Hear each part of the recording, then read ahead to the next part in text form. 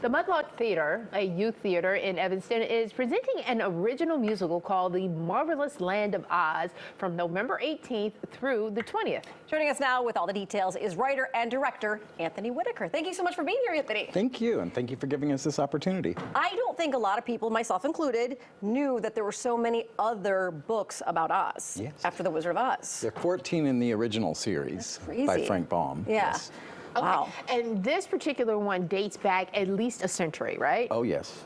Tell us about it. Tell us the story. The story is post-Dorothy. The ruler of Oz is a princess named Ozma, but she has been missing. And this is the story of a boy named Tip, who goes with his friend Jack Pumpkinhead, who he creates.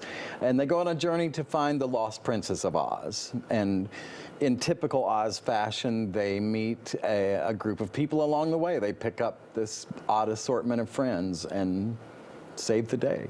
So you brought along your childhood copy of the book. What drew you to this book as a child? I fell in love with the film, the 1939 film Wizard of Oz, when I was a kid, and a librarian in my elementary school informed me that there were other books. There were 14 total. Yeah. And that's when I read this book and just was completely fascinated. It's a really fun, exciting story.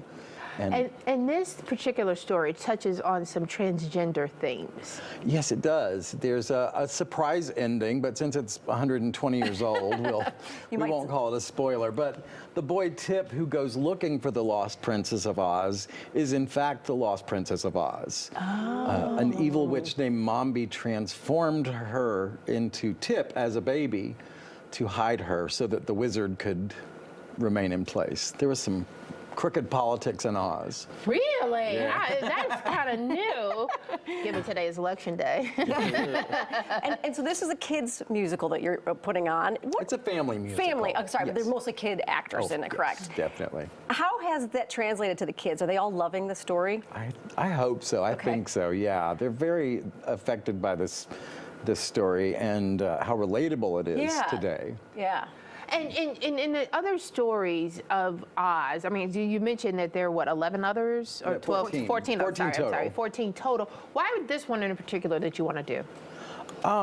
I think it's an exciting story, and I do like the surprise ending. It's something, as far as I know, it's the first trans character in children's literature that I know of. And you know, the Oz books were the original American fairy tales, which makes it very important. And then we have this beautiful connection to Chicago. Okay. Yes. Yeah. You want them here. Okay, so we're actually going to have a performance by them in just a few minutes. We got a little taste of it. So the Mudlark Theater, The Marvelous Land of Oz. Again, it runs from November 18th through the 20th. The theater is in Evanston. You can find the social media handles as well as the website there to get more information about tickets and what have you. But again, if you stick